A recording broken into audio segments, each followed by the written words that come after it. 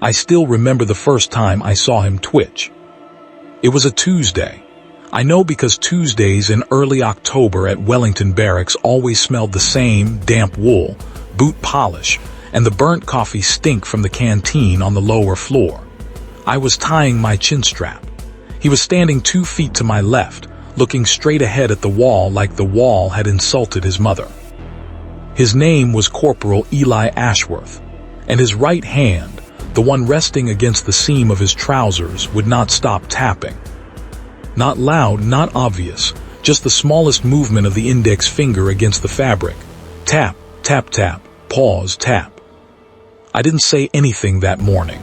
You don't really. Not in our regiment. You see a man before parade, you let him have his own quiet. But I noticed, and once I noticed, I couldn't unnotice. That was the beginning of it. For the people watching this who don't know how it works, let me explain something quickly. When you stand guard at one of the royal residences, Buckingham Palace, St. James's, the Tower, Windsor, you don't just stand there looking pretty for the cameras. There's a rhythm. 2 hours on, 4 hours off, repeated through your shift. You can take measured steps every 10 minutes or so. You can shift your weight subtly. You can blink, swallow, breathe. But you cannot fidget. You cannot scratch. You cannot acknowledge the woman pressing her phone against your face, or the drunk boy from Cardiff trying to make you laugh. You become a piece of architecture. That's the job. And Eli Ashworth was the best of us at it. That's what made the rest of it so strange. He'd come over from one of the infantry battalions about 8 months before I met him. The talk in the mess was that he'd done a tour somewhere hot and dry, somewhere they don't put on the news anymore because everyone stopped paying attention. He had a medal in his locker that he never displayed. He was 26, dark-haired, with one of those faces that looked tired even when he'd had a full night's sleep. The lads liked him. He was funny in a dry, quiet way. He'd buy a round if it was his turn, and he'd buy a round if it wasn't. He played chess on his phone during downtime and beat everyone, including a captain who used to play for his university. He could strip and reassemble his rifle faster than the sergeant could finish his cup of tea. And on parade on the forecourt at Buckingham, he was a statue. I mean it. You could put him in a museum and tourists would believe he was wax. Until you got close. Until you stood beside him for 40 minutes in the cold, the way I did, and you started to hear the small things. The tap of his finger, the slow, deep breaths he'd take in through his nose, like he was counting. The way, just occasionally, his jaw would clench so hard you could see the muscle move under his skin. He was holding something in, every shift, every minute, and he was winning the fight, but it cost him. The first time I really spoke to him about it was outside the barracks, late autumn, after a long Saturday shift. The kind of day where the tourists come in waves and they don't stop, not even when it rains. We'd been on for nearly 6 hours total across the day, and my feet felt like someone had filled my boots with broken glass. He was sitting on the low brick wall by the side entrance, smoking. He didn't smoke often, only after the hard ones. I sat down beside him, didn't say anything for a bit, just watched the streetlight reflect off a puddle. Then he said, without looking at me, "You ever feel like your skin's too tight, mate?" I laughed. I thought he was joking. He wasn't. He took a long pull on the cigarette and exhaled slow, watching the smoke go. Like there's something underneath it that needs to move and you can't let it. And the longer you don't let it, the worse it gets. I didn't know what to say to that. I was 23. I'd been in for 4 years. I thought I was hard. I wasn't hard the way he was hard. "You all right, Eli?" I asked. It was a stupid question, but it was the only one I had. He nodded, stubbed the cigarette out on the wall, stood up, brushed his trousers down. "Yeah," he said. "Yeah, I'm grand." And he walked off towards the dormitory, and I sat there in the cold thinking about what he'd said for a long time. I should tell you about the place, because if you've never been, it's hard to picture what it's actually like to stand there hour after hour. Buckingham Palace forecourt from our side of the railings is a strange piece of geography. You face out. The world faces in. There's a strip of gravel under your boots that crunches when you do your patrol steps. There's the smell of horse, sometimes, drifting over from the mews. There's the sound of buses pulling up on Constitution Hill, the distant noise of Victoria Station, the soft hum of London never quite shutting up even at 4 in the morning. In summer, the tourists are a wall of color and noise and phones. In autumn, they thin out a bit, but the ones who come are more determined. Couples on honeymoons, retired Americans with cameras around their necks, school groups with teachers who look like they want to die. In winter, when the wind comes down the mall in a straight, mean line, you stand there in your tunic and you learn what cold is. Not the cold of forgetting your jacket. The cold of standing absolutely still while it bites into you for 2 hours and you cannot move to fight it. That was where I worked with Eli, mostly the Palace, sometimes St. James's. We rotated. And it was on a cold Wednesday in November that the first incident happened. I wasn't on his post that day. I was on the next one over, maybe 15 meters away, doing my own shift. It was about 2:30 in the afternoon. Gray sky. That thin, miserable drizzle that doesn't quite earn the name rain. A school group had come up to the railings. French, I think. Year 7s maybe. About 30 of them, all in matching navy raincoats, with 2 teachers trying to keep them in some kind of line. One of the boys, maybe 11 years old, broke away from the group. I saw him do it. I saw his teacher reach for him and miss. I saw him run in that loose, knees-out way kids run when they're excited and not thinking, straight towards the railing closest to Eli's post. He had something in his hand. I couldn't see what. The thing about being on guard is that you've trained for moments like this. Every guard at the Palace has, in the back of their head, a list of what to do if something happens. You know who to signal. You know how to react. You know the color of the panic that lives in your chest and how to swallow it. But the boy was 11, and he was just a kid being a kid.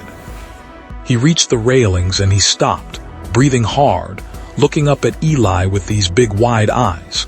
And then he held up what was in his hand. It was a small toy, a little plastic soldier, red coat, black hat. Like the ones they sell in the gift shops down by the mall. He held it up to Eli and he said something in French. I don't speak French, but I could tell from his voice it was something hopeful. Something like, "This is you, look, this is you."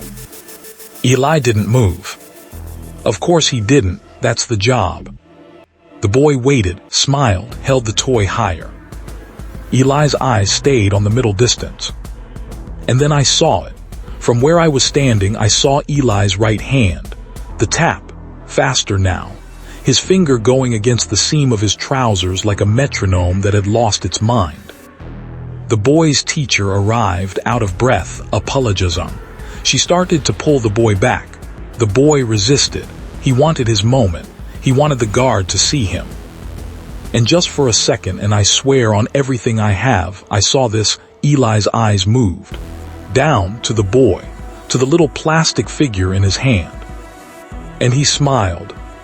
Not a big smile, not a parade-breaking, gut-yourself-cut mutawalu smile. Just the corner of his mouth lifting maybe half a centimuk. A flicker. Gone before the teacher had finished saying pardon, monsieur. The boy saw it. I know he did, because the look on his face changed completely. He went from disappointed to lit up like a Christmas tree. He turned around and ran back to his teacher and started shouting in French to the other kids and pointing back at Eli. The teacher, embarrassed, mouthed sorry at Eli and walked the boy back to the group. Eli's face was stone again by the time she looked. But his finger was still tapping, faster than before. I could see it from 15 mutkas away. That evening in the mess, I sat across from him at dinner. "That French kid," I said. He didn't look up from his plate. "What French kid?" "You know what French kid?" He chewed for a long moment, swallowed, took a sip of water. Then he said very quietly, "He looked like my nephew." I waited. "My sister's boy, Tom, he's 9. He's got the same face.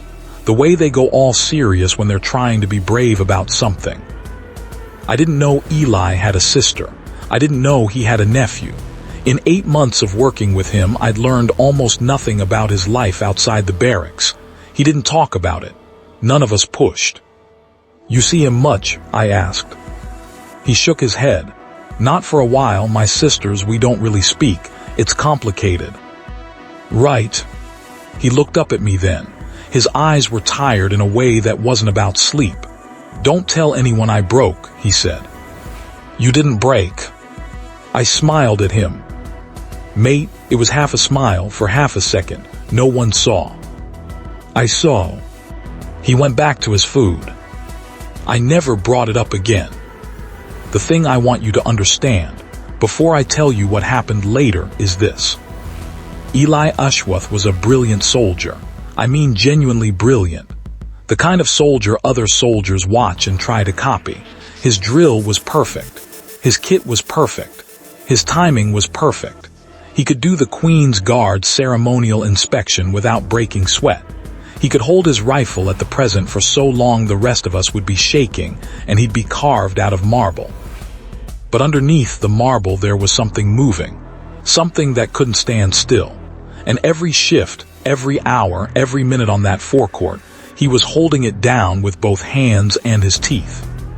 And I think, looking back now, years later, I think the rest of us could feel it without quite knowing what we were feeling. There was a tension around him, a held breath quality, like standing next to someone who's about to sneeze and never quite does. We loved him for it. The lads, I mean. There was something about a man who fought that hard against himself just to do his job properly. Something we all respected without ever putting it into words. But love doesn't fix what's broken inside someone. And it didn't fix what was broken inside Eli. The second incident happened about 3 weeks after the French boy. Late November now. Properly cold. The kind of cold where your breath ghosts out white and the gravel under your boots is hard as iron. It was a Sunday. Sundays at the palace are mad. Tourists come because they think they'll see something, a member of the family, the changing of the guard, anything. Mostly they just see us, but they come anyway. I was on Eli's post that day, about 4 mucks apart, both of us in our greatcoats because the wind was bad. The crowd that built up behind the railings was the usual mix. Families, couples, a group of lads in their 20s who'd clearly been out the night before and hadn't quite gone to bed yet. Tour groups with their guides holding up little flags on sticks.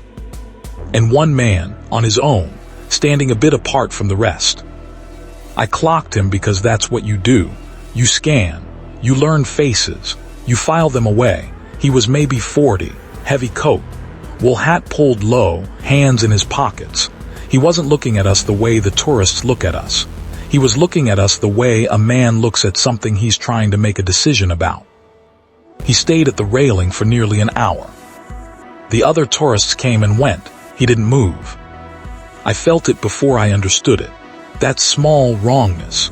The hairs on the back of my neck doing their job before my brain caught up. I shifted my eyes slightly. You can do this without moving your head if you've practiced, and looked at Eli. His finger was tapping, hard. He'd seen the man too.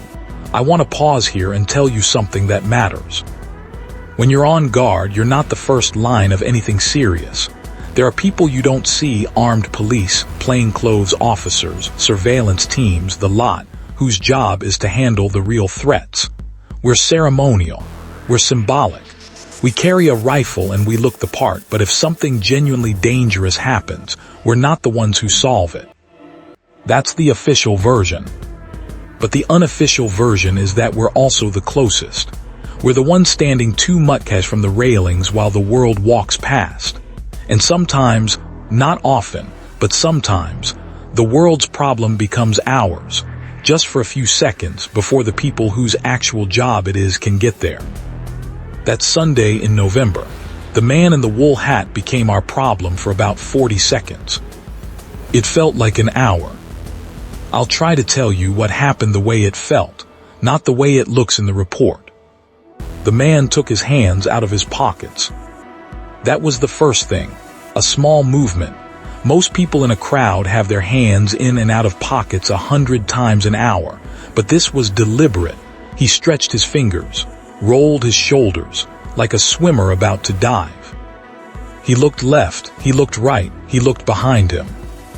Nobody was watching him. The crowd was watching us. He took a step closer to the railings. I felt my heart do that thing it does. That heavy, slow thump that means pay attention. The protocol in my head started ticking. Signal the duty sergeant. Maintain post. Wait for the police response. Do not break formation unless ordered, or unless there is an immediate threat to life. The man reached into his inside coat pocket. I couldn't see Eli, but I could feel him. You can feel another guard go tense when you've stood beside him long enough. It's like standing next to a wire that just got pulled tighter. The man pulled something out. It was a piece of paper, folded, white. He held it up to the railings. He was trying to push it through the bars. I let my breath out, slow. Just a man with a letter. We get them sometimes. People who want to send a complaint, a petition, a love note to a member of the family.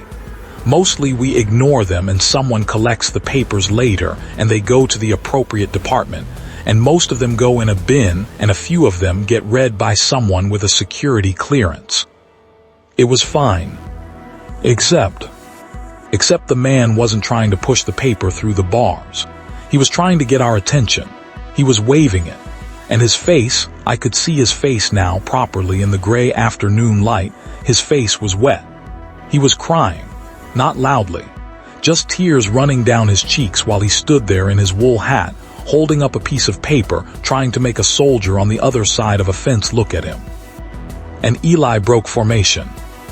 I want to be very clear about what I mean by that. He didn't run. He didn't shout. He didn't drop his rifle or do anything stupid.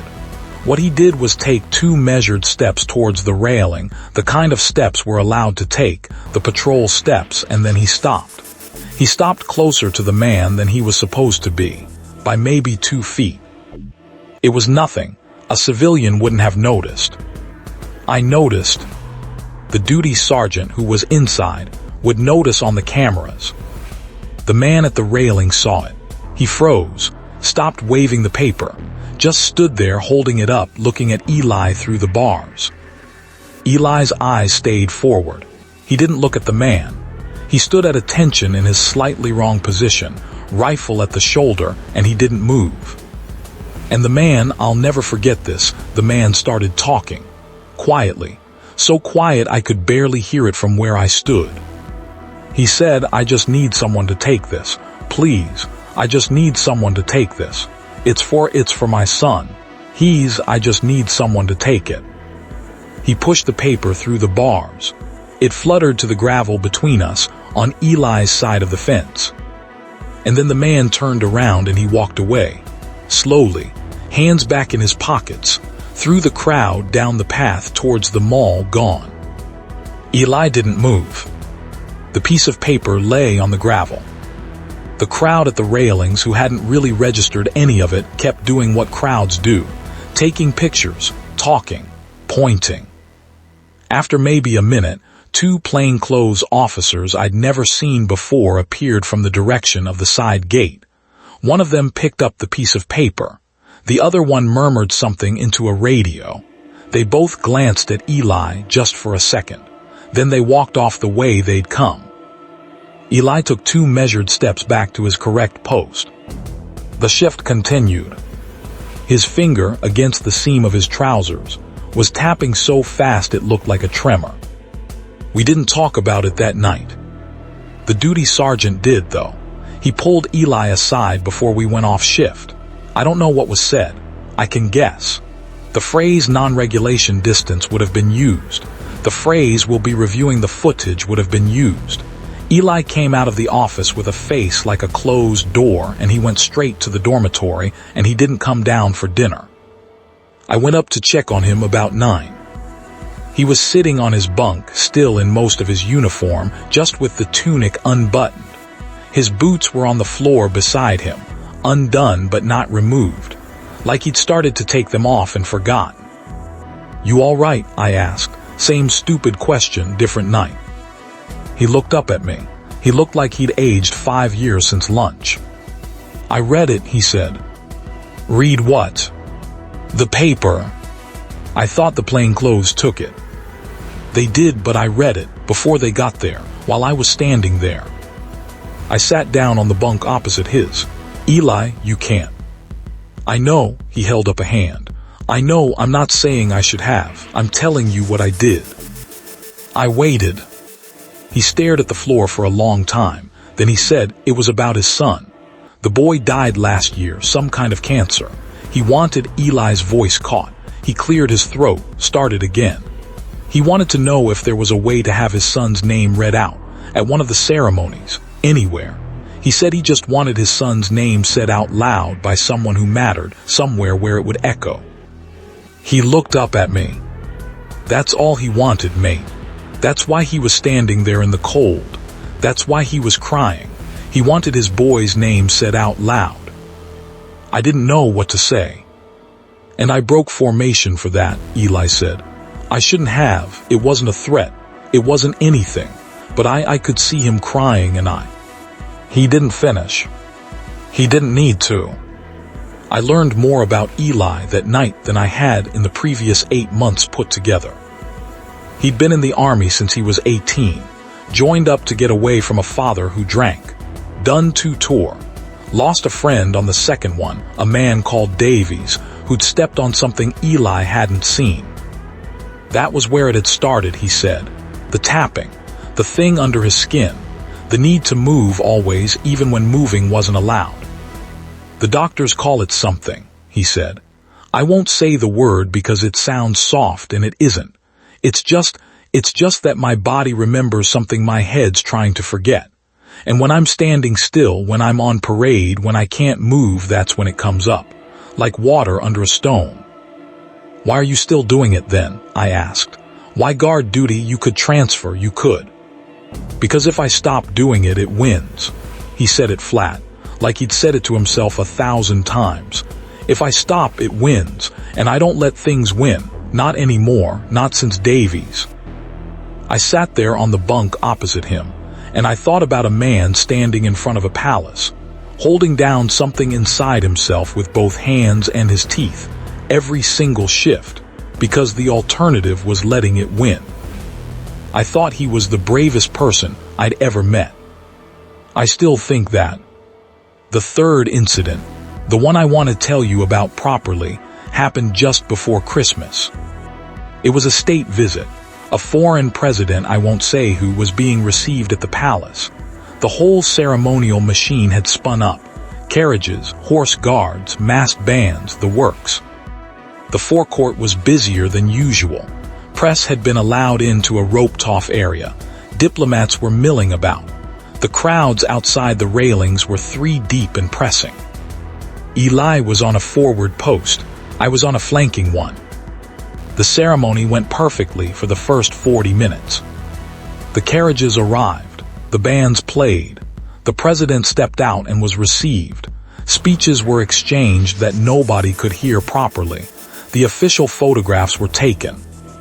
And then, during the moment when the dignitaries were moving from the forecourt towards the palace entrance, something went wrong. I'll try to describe it the way it actually happened, because the news got most of it wrong afterwards. There was a sound, a sudden sharp sound, loud, like a single firecracker or a door slamming. And this is what every soldier on that forecourt thought in the half-second before our heads caught up, a gunshot. What it actually was, we found out later, was a champagne cork. Some idiot member of the press, in a moment of staggering stupidity, had decided to open a small bottle for a celebratory photo, and the cork had hit a metal cabinet at exactly the wrong angle to make exactly the wrong noise. But in that half-second, nobody knew that. In that half-second, 20-something soldiers, half a dozen horse guards, the entire close protection detail, and assorted security personnel all heard a noise that sounded like a weapon being discharged within 30 meters of a foreign head of state and the immediate royal family. And every single one of them reacted. I dropped to one knee. That's the training. Drop, scan, identify, respond. The horse guards' horses startled and were brought back under control by their riders within 2 seconds. The close protection detail formed a wall around the principal. The band stopped playing mid-phrase, every musician's head snapping towards the sound. And Eli moved. He didn't drop. He didn't scan. He moved. Forward, towards the noise. 3 running steps, and then he was in front of one of the visiting dignitaries. Not the principal, but one of the secondary officials, an older woman in a pale coat who'd been standing closer to the press pen than she should have been. He put himself between her and the source of the sound, rifle up, body squared, every muscle locked. It took maybe 2 seconds. By the time the close protection detail had registered him, the noise had been identified as harmless. The press photographer responsible was being ushered out of the press pen by 2 extremely angry officers.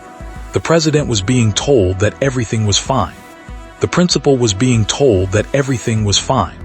The older woman in the pale coat was standing with her hand against her chest, looking up at Eli, who was a foot taller than her, and standing between her and a threat that didn't exist.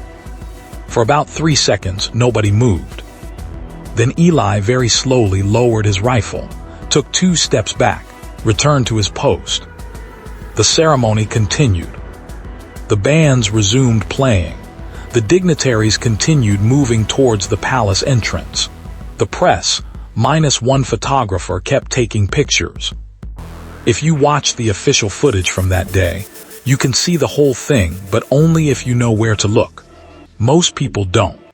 Most people see a long, ceremonial shot of important people walking past a row of guards, and they don't notice that one of the guards is, for a few seconds, in completely the wrong place.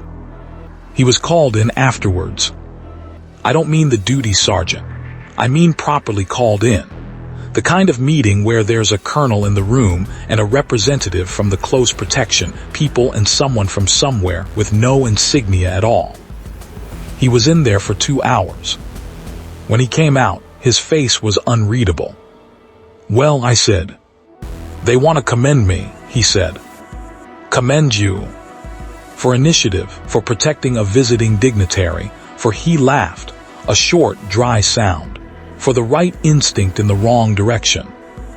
And they want to know why I moved before I'd identified the threat. They want to know why my reaction was, what was the word, anomalous. They want to know if I'm fit to continue guard duty. I felt my stomach drop. "What did you tell them?" He was quiet for a long time. Then he said, "I told them the truth."